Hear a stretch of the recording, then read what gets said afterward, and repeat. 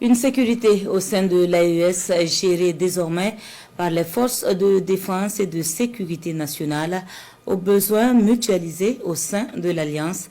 L'exemple patent avec celle du Niger.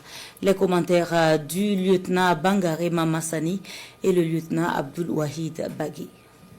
Les FDS se mobilisent au quotidien pour asseoir un climat de paix sur l'ensemble du territoire national. En ce sens, nos vaillantes forces de défense et de sécurité ont, dans le cadre de leurs missions opérationnelles de routine, conduit diverses actions d'envergure dans la période comprise entre le 14 et le 17 juillet de cette année. Voici un aperçu de ces activités. Dans la région de Tillabéri, sur la rive gauche du fleuve Niger, dans le cadre de l'opération Al-Mahaw, un calme relatif est observé dans la partie ouest du pays depuis un certain temps avec l'interpellation de plusieurs terroristes. Cependant, dans la zone de Abala, nous assistons à une recrudescence des vols de bétail et quelques incursions terroristes sur les axes routiers les jours des marchés hebdomadaires.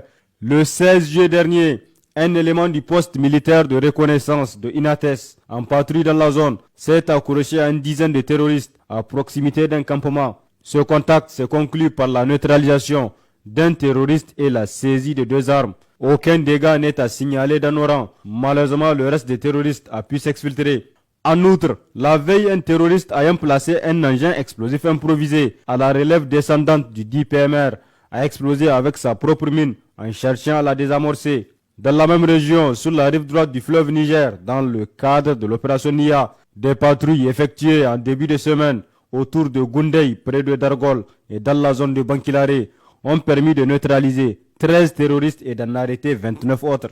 Cependant, des terroristes à moto ont attaqué le village de Dosso-Kouregou, situé à environ 13 km au nord-ouest de Kokorou, tuant 7 civils et volant du bétail. Dans la région de Dosso, dans le cadre de l'opération Damissa, suite à des renseignements de sources concordantes faisant cas des convois récurrents de carburant transitant par Bol-Bol, nos forces ont intercepté un véhicule transportant 42 bidons de 25 litres de carburant chacun, destinés probablement à la mobilité des bandits armés actifs dans cette zone. Malheureusement, les trafiquants ont pris la fuite avant leur interpellation en abandonnant la cargaison. Dans la région de Tawa, dans le cadre de l'opération Chara, une reconnaissance offensive autour de Tassara a conduit à l'arrestation d'un malfrat à bord d'un véhicule avec la saisie d'une AK-47, de 2 chargeurs garnis et de divers autres effets. Une autre patrouille a immobilisé un tricycle transportant 1515 litres de gasoil à l'embranchement de Keita.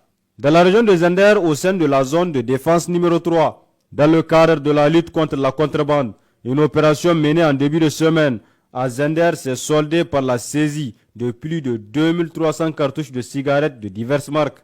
Dans la région d'Agadez, au sein des zones de défense numéro 2 et 8, les opérations de sécurisation sont menées au quotidien, en dépit de la vaste étendue de la zone. En effet, au cours de cette semaine, les patrouilles exécutées ont abouti à l'interpellation dans le village de Shirfa d'un bandit armé d'une AK-47. Il serait probablement en lien avec les groupes de bandits attaquant les paisibles orpailleurs.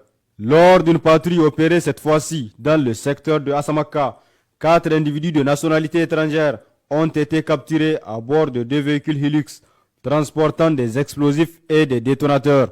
Les mises en cause ont été remises aux services compétents pour la poursuite des enquêtes. Aussi, dans le cadre de la lutte contre le banditisme, un véhicule impliqué dans plusieurs attaques en Algérie a été intercepté à Tabarkat. La recherche des complices des 2 personnes interpellées a conduit à la saisie d'une dizaine de cartons de cigarettes. Dans la région de Difa, au secteur 4 de la force multinationale mixte FMM, un ancien combattant de l'État islamique en Afrique de l'Ouest a capitulé en début de semaine en se rendant aux autorités de Toumour.